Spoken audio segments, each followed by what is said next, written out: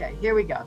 So the first question is, domestic violence is a problem in New Mexico as it is every place else, and it has been for, many years. Why do you think dealing with domestic violence has been so challenging? Well, I've spoken a lot about this in a number of places, particularly even in my role at the Department on Aging. I know it won't shock you that there becomes a domestic violence issue in two ways for that population. You've got someone who has cognitive issues and so specific behavior changes. That aggression is directed at the familial or spousal caregiver. And how you deal with that. And there was a whole body of groups that were looking at prosecutions and some interventions that may not in that context, be very healthy or appropriate. And, that was in the 90s. And all the way to the Department of Health, where we know that the adverse traumas that occur in a household with domestic violence, frankly, is no dearth of public health data that shows that those issues unequivocally lead to high-risk activities as adults, furthering domestic violence, substance abuse, alcoholism, mental health issues, and any number of other activities that typically then have folks enter or at least touching the criminal justice system. So I've had a lot of experience, and the underlying root causes are really family vulnerabilities that are tied in large part to poverty, and that leads in large part to failure to have sufficient services that deal with homes and strengthening them, sufficient income, because if we can deal with these adverse experiences and traumas, you can change that outcome for entire generations, which quite frankly is exactly why in this administration, you've seen us really get right in the beginning, prenatal, postnatal, home visiting, making sure that we're touching these families, not when there's a crisis, right? If you wait for a crisis, you waited too long.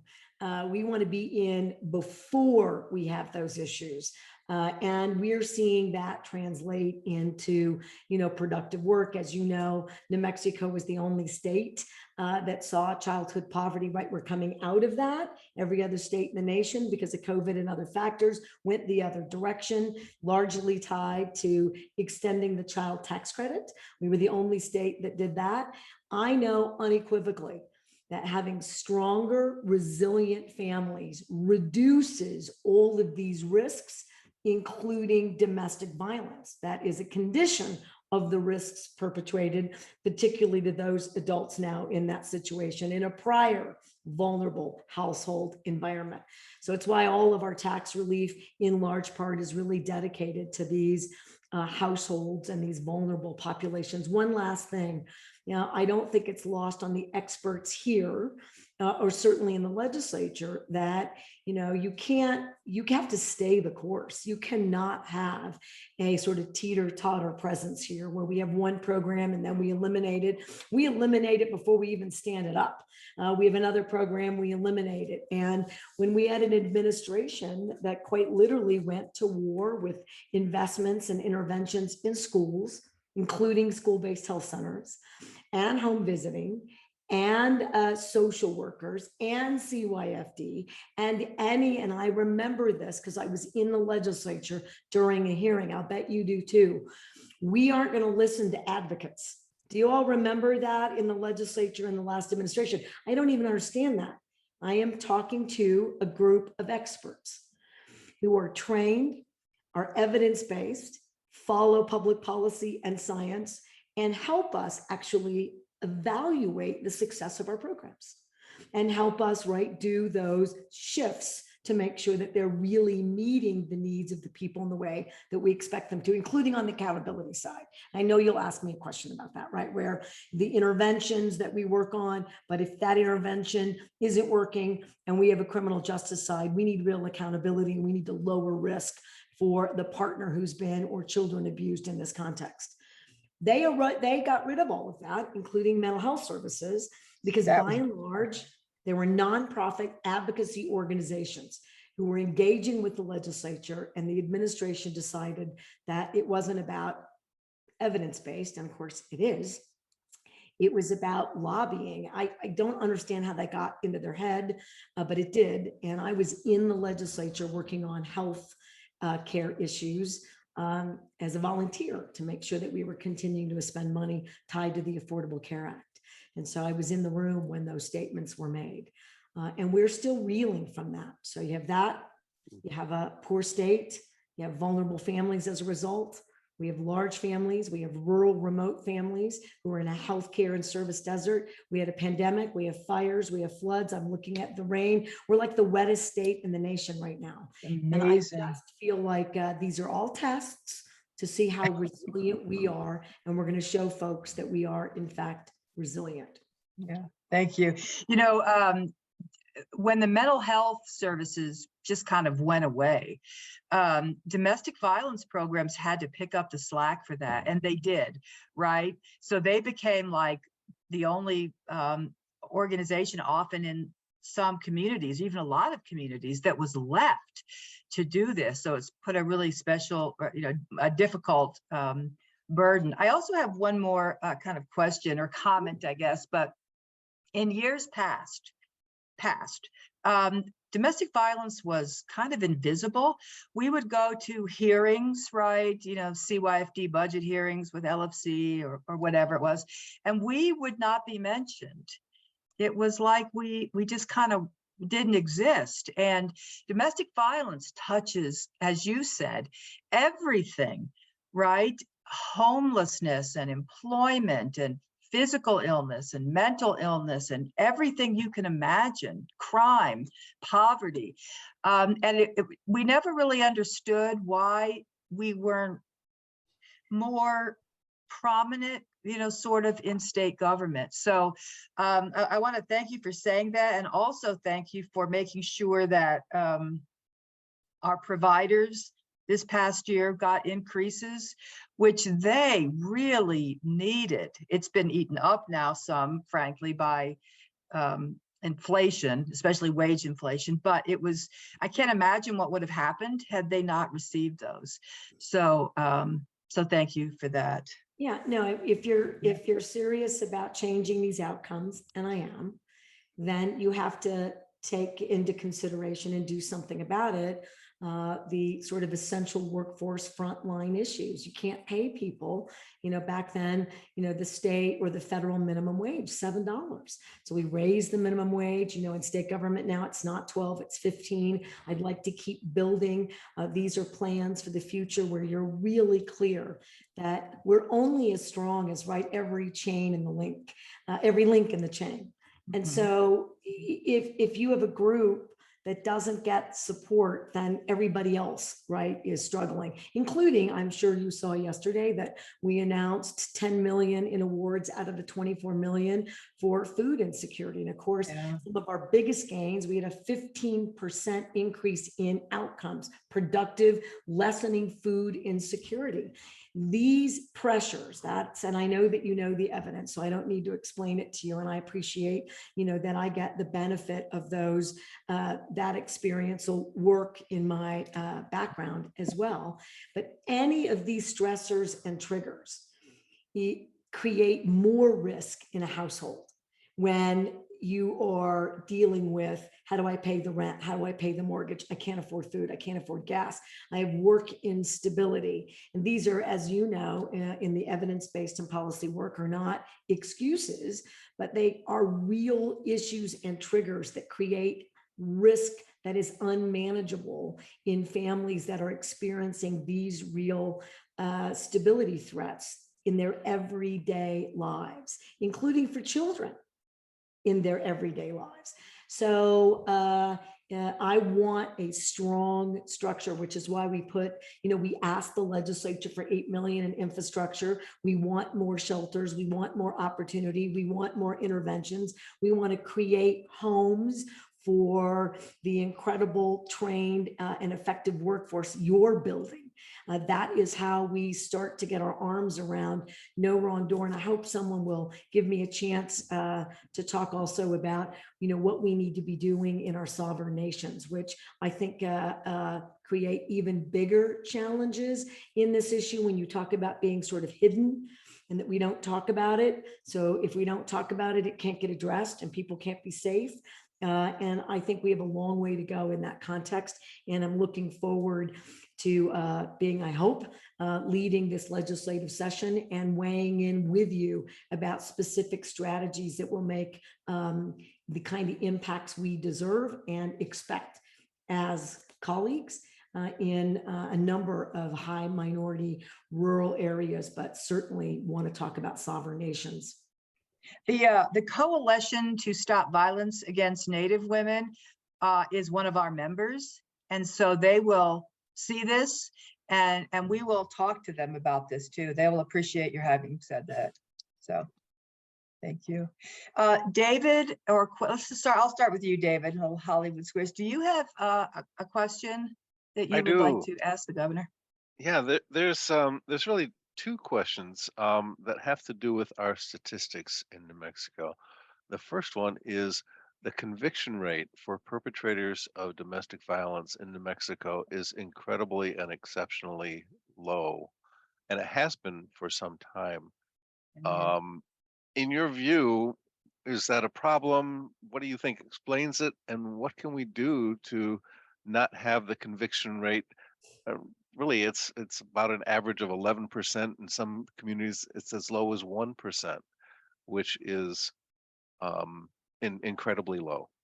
Well, you know, a lot of this data actually comes directly from you, so thank you, but also data that we identify ourselves in any number of both Department of Health review studies, Medicaid, where we look at utilization, right, for healthcare and what's really occurring, and certainly CYFD, just to name a few. I already told you that aging also has its own data set, trying to figure out, particularly now, grandparents raising grandchildren, again, creating stressors. Parents come in and we have a household dilemma that is fraught with risk.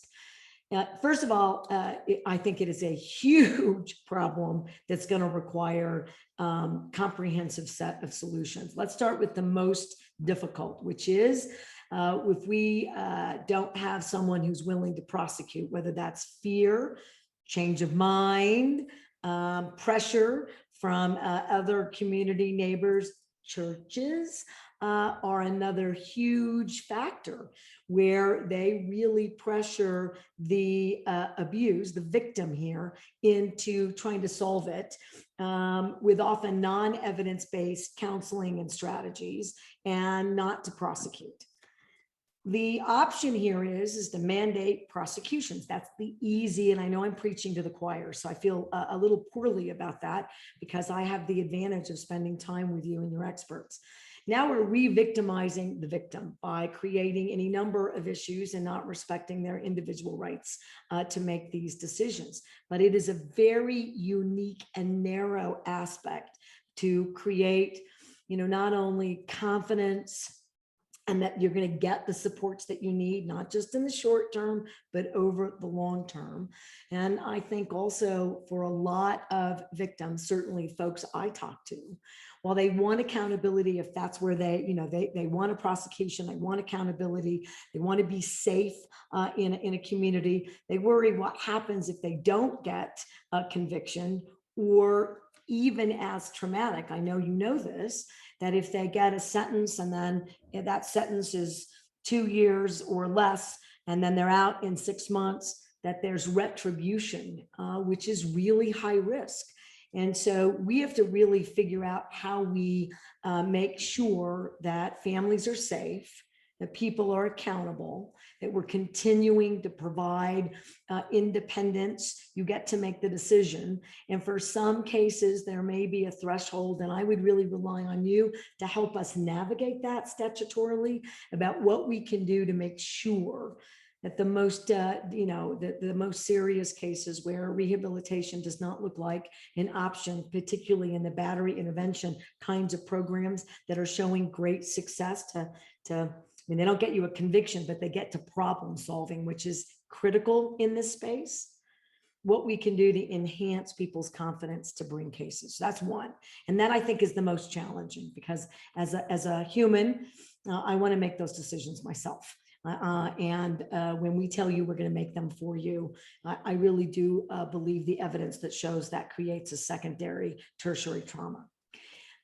Next, our victim services need to be more robust, and they're not. We talked about that a little. We also have in law enforcement, I believe, a predisposition to these are personal family issues that don't belong in a prosecutorial framework.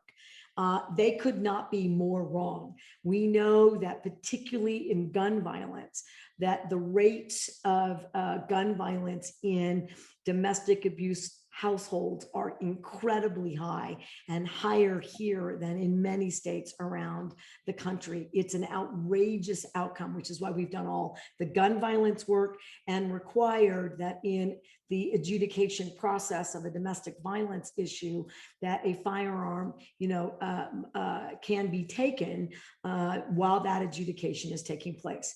I know you know the stat. We are not seeing compliance by local law enforcement and DAs. And that is outrageous. And to deal with that in particular, I think that we might tie it to a specific accountability. Now, we all know that it is the public's responsibility to help make sure that we are funding local police. You've heard me talk about adding police officers. Well, it's a partnership. And as we add those, here are the areas that I need to see that you are following the current law and that you're working diligently to make sure families and children are safe in the state of New Mexico. And if I have a jurisdiction that is not doing that, then that's a jurisdiction that has consequences, including in our judicial reviews. We have to look and see whether or not, in terms of education and partnering in law enforcement, that our judicial partners, including the DAs, are making sure that they're following the letter of the law to keep our families safe.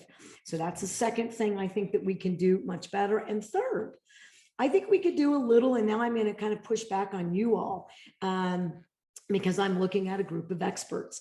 We need to probably market this in a meaningful way. And I also want to we do need to talk about, there was a global pandemic. And in this country, we saw that the use of the fear factor in the pandemic by the NRA and by gun shops created an astronomical increase in accessing firearms. We have far too many firearms in this country. That is a clear, quick result of pushing fear. And it's why I'm going to stand firm on making sure that irresponsible, high risk individuals, particularly kiddos who should not have access to a firearm, cannot have access to a firearm. Looking at lifting the age in which to buy certain kinds of firearms in the state of New Mexico, requiring safe storage, more education. And where do I need you? Echo, and you do already, but making sure that you've got sound resources to echo what we're doing, what are good public health, right? Gun violence is an epidemic, what we can do about that, and domestic violence, what are the requirements, what do we expect from our partners, how do we hold everyone accountable? I could use some support as a state in that echoing, and I need to make sure you have the tools and resources to assist more robustly in that environment. And I have no doubt you're very effective at that, and I'm looking forward to that work relationship. Thank you.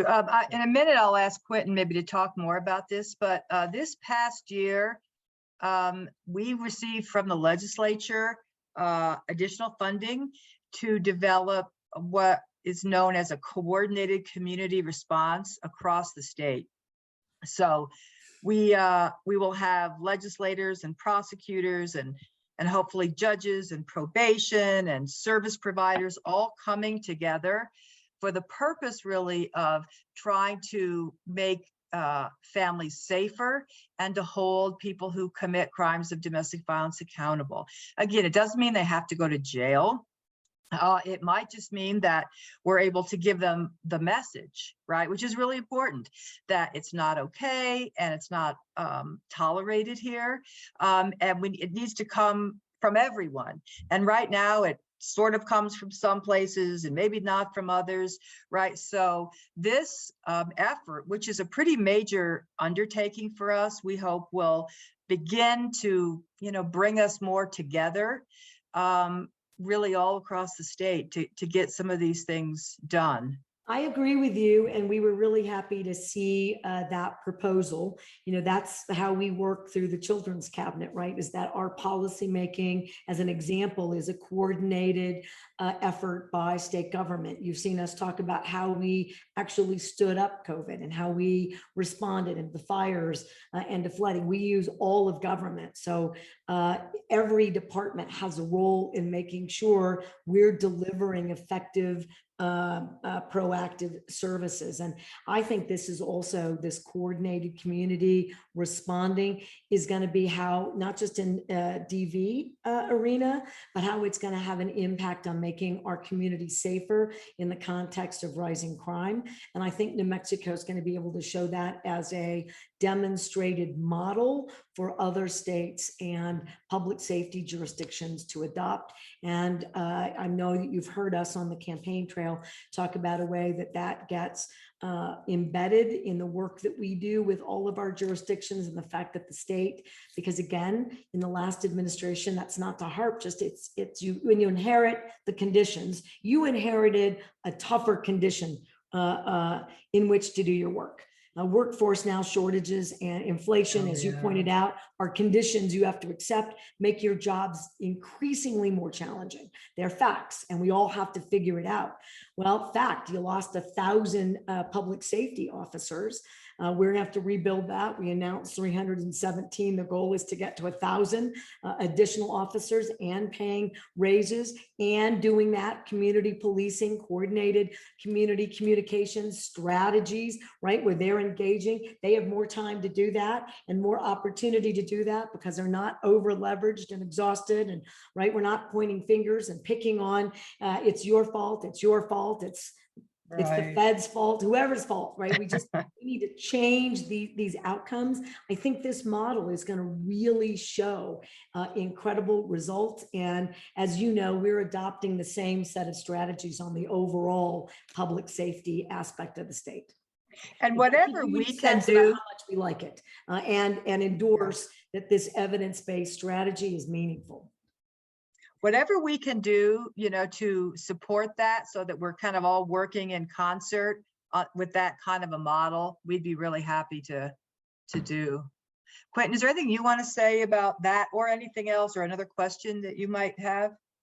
The governor, I really appreciate your time. I know how valuable it is, and the way you've answered the questions, you've answered our questions because they intersect up and down the list by your responses. But one thing is, we talk about legislation. Our legislators have been very proactive, and they have the extreme risk order protection. We probably, out of thousands and thousands of opportunities, used it maybe 20 times. We had the extended protection order on sexual assault. I don't know where it's been used. We've had the relinquishment of firearms for orders of protection. Many counties and jurisdictions, the judiciary won't do it. We've had prohibited persons, people convicted of domestic violence and other crimes on the state side, not being able to possess a firearm. I'm not aware of one case where that's actually been enforced. We can create great legislation, but my question is, if we could just get the ones that we have out there enforced, is there a way that we can have some of this positive legislation become real in the lives of survivors? Because as great as it may be, it could be pristine and game-changing legislation, but if we don't actuate it, I don't know that we've spent our time well. No, I agree with you. And listen, elections have consequences, and we elect sheriffs who refuse to utilize these statutory tools or even basically affirmatively admit that they are the law. It is required. They don't do it. I worry that We have a really strict, almost too narrow response to who can make a red flag or an extreme risk protection order referral. Uvalde's back in the news for all the right reasons, really showing what really occurred even from the side of the law enforcement who was there. I'm sure you all are aware they've now fired everyone who was responsible for protecting that community and those kids. And we're going to need to really be clear. And I think that you can help do that. Look, we need to elect people who are unequivocally going to meet the law. They're going to enforce the law. They're going to report. And, I did something that I've been entertaining bringing back, which is you can talk about jurisdictions and communities that are doing the very best work, and you can talk about those who aren't. And I used to have a 10 best, 10 worst nursing home list, and I published it every month. And I think there are ways that we can start to work together, because I think the public really doesn't understand these risks. And, we've got a national agenda now, the constitutional sheriffs, that the Second Amendment allows them to decide whether or not any constitutional restrictions on access to a firearm by individuals who possess incredible threats and risks to the rest of our public safety. They've basically decided now as a group that they don't have to adhere to any of that. I mean, it's outrageous. I don't have the power to tell a local law enforcement jurisdiction, but I think we can start to highlight. And I think that our policymakers can start to create additional accountability, which, I'm going to talk to them about and expect. And lastly, this is really why folks were interested in the Civil Rights Act. And that holds public entities and public actors responsible for not following the law, for not doing what they're supposed to do. And it is a tool that New Mexico has that's fairly broad in that context that no other state has. I think that given all of the emergencies, it's been hard as a collective to make sure that we're all laser focused now on accountability on the other end. And if it would just stop raining for just a minute, or at least maybe it could just rain in the South, I'm feeling incredibly confident that we get to the other side of that. But they do. These elections matter. We need to start asking sheriffs and mayors who appoint police chiefs, what are you going to publish your record? Are you going to have meetings? Are you going to do community coordinated efforts? And make no mistake that in my cabinet room now, I'm bringing all those folks. You saw the FBI data. I asked every law enforcement entity, and I tied it to funding, that you will involve yourself in the interagency work for data sharing and surveillance and investigations. And as you now know, none of them did it. So why aren't they being held accountable at the ballot box? Why are they being allowed to behave this way in their communities? Why are they getting budgets approved? Why are city councils and county commissioners? All of these folks are elected. And why are they allowing the people they hire to behave in this way when we, as a collective, have given them the tools to keep everybody in New Mexico safe? I think there's more that we can do in that space, but we've done the right work in the tools. But I did want to hit hard, and elections do have consequences, and we have to start taking on this national agenda by law enforcement officers that they choose which laws to enforce and which ones not to. It's frankly unlawful, but it is. I mean, I don't know if you all remember, but there was a sheriff in New Mexico during the public health orders when we said, look, we're going to have to now manage church gatherings because they're large congregate groups, and I can't get all of the churches, all the major churches, right? Methodists, Baptists, Catholics, the Jewish faith, Islamic practitioners, everyone, right? They all went online. And then smaller subsects of those religions would refuse. And I had a sheriff that deputized everyone in a church because those rules did not apply to responders responding, right, to any number of legal emergencies. I just want to really point out what we're dealing with as a nation in the context of elected public safety. I'm sorry, Your Honor, but could you tell me that sheriff? What sheriff was that? I'm sure we can. It happened in Sierra County, but that's a fact. And nothing happened. I mean, we did the work that you need to do to create accountability, and the folks in that county didn't do anything. And look, I'm going to give us another plug. You know why I'm hopeful that in this climate, and again, elections matter, and that we had a former president who said this kind of ugliness and unfairness is fair game, and that's who we really are as Americans. I can disagree with you, and I can do things that harm you in the context of that disagreement must end. We're the only state that I'm aware of in the nation that removed someone from office who's an insurrectionist. It's going to get this right. It's going to be really clear about who it is that we work for and who it is that we serve. It's going to be New Mexico. And I am hoping that I get a second term to continue to demonstrate our independence, our effort, our strength, our resiliency, and we're not going to allow an elected official who doesn't believe that our elections are free and fair, that thought that you could attack law enforcement. They murdered them in that insurrection and coup, and they are not allowed to discard the laws that we pass, that we care about as citizens, that they have to be held accountable. We have the tools. Getting the tools was tricky and tough, but by golly, we did it. And so now we're at phase 2, making sure our families are safe. I mean, I'm running for governor because I think my record is sound. We promised the kind of investments that change poverty. We're seeing that actually occur. We're bringing people together. We're unabashed about who it is that we serve, and proud of those efforts. And we're going to keep fighting for every single New Mexican and every single family. But there is a group that is very clear that they want New Mexico to be aligned with the national GOP, banning right choice and individual freedoms and making it very clear, including right the fact that we would ban abortions is also victimizing women.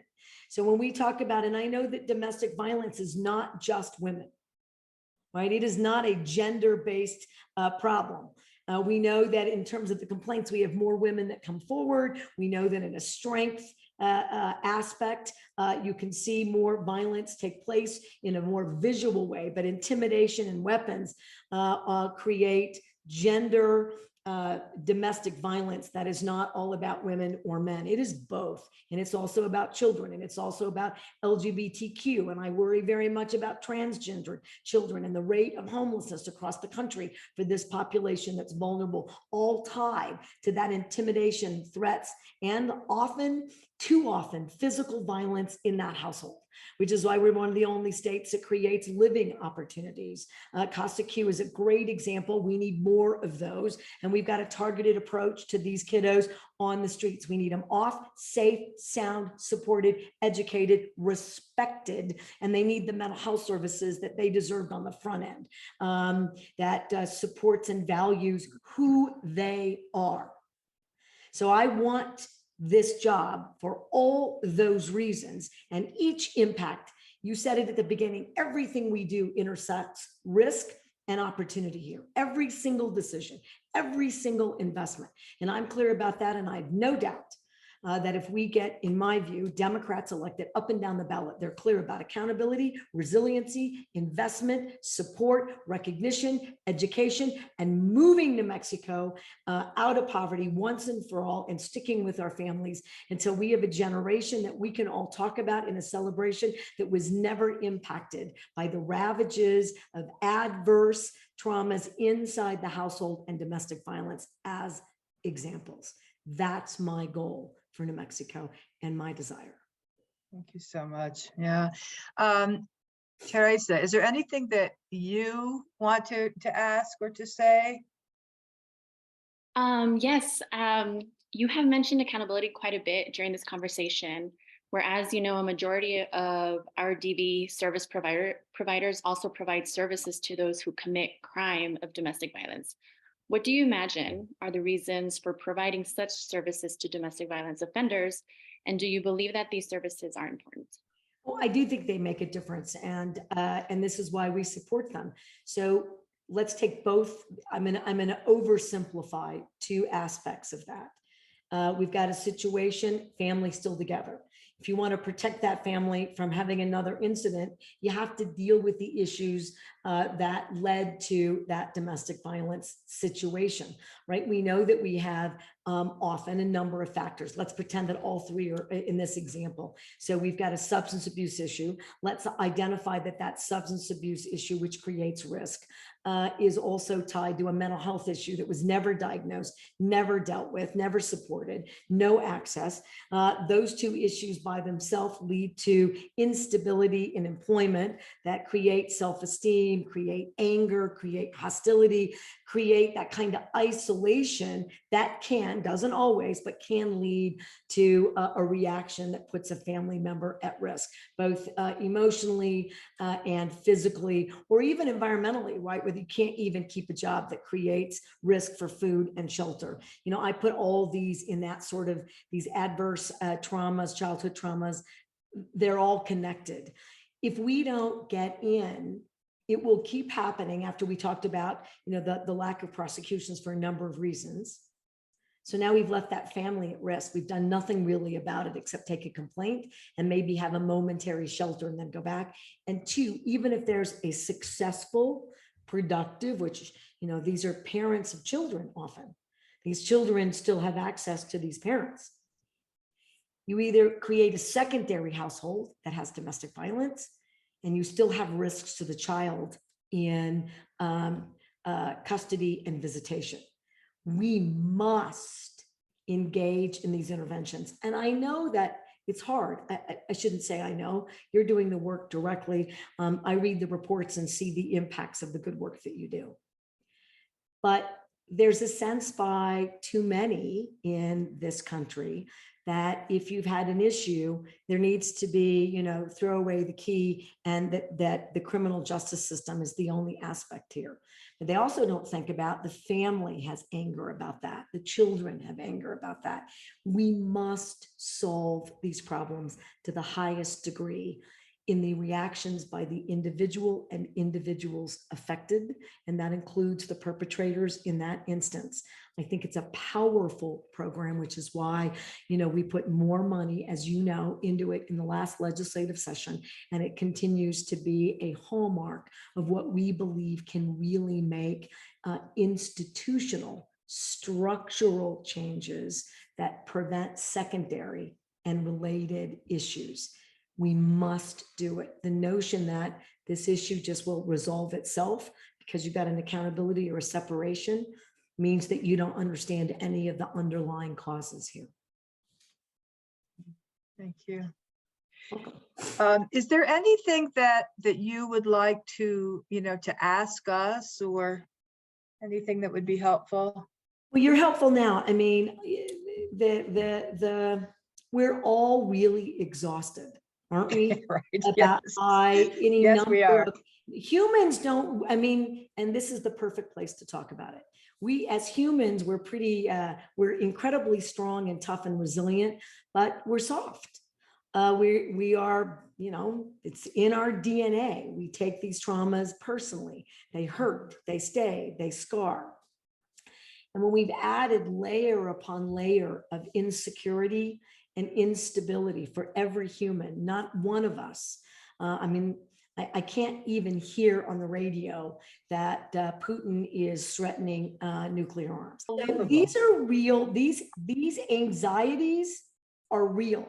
People really can't find formula better. People really can't buy food better. And New Mexico's, I think, leading the country in creating quickly one mechanism after another to create stability, to lower anxiety, including rebates, right? We are making sure that people know we got your back to the highest degree that we can in this sort of new design that's going to last for longer than any of us wanted to, right? It just is. So we got to be in it together. This is a place for me to say, with all of those difficult, systemic, generational, right, decades old issues in a state, that when you're governor, you want to wave a magic wand. Who doesn't?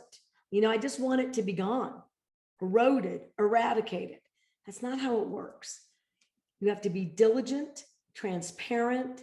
You have to work incredibly hard. You have to respect and value your partners. You have to embrace that we do actually need investments, right, in the home and in the community level, that it's more and bigger than just us. It's all of us.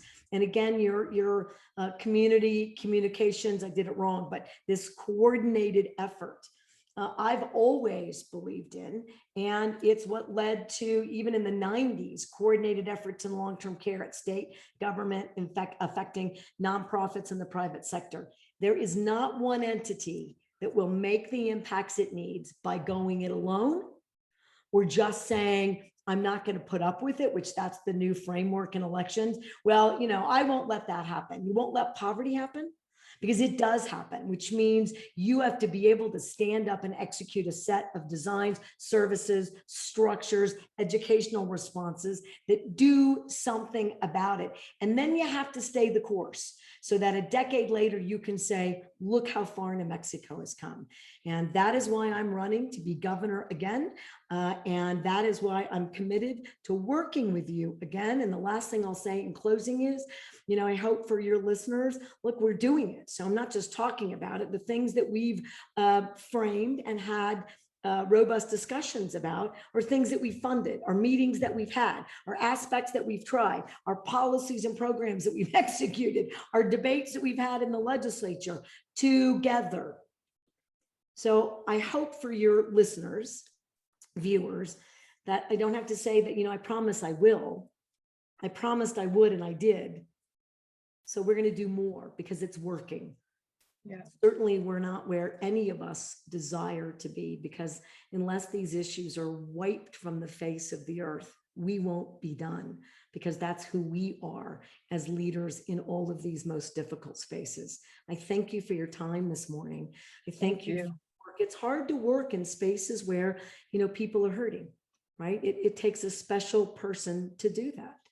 And I don't know that you get thanked enough for taking on such challenging work where you have to be advocates on both sides, Teresa, of the equation here. Otherwise, you don't get at the root causes and we can't be successful later. And I'm really proud that you're willing to do that and stand up for these evidence-based solutions. Thank you. Thank you so much. Thank you, Governor. Appreciate it. Yeah. Absolutely.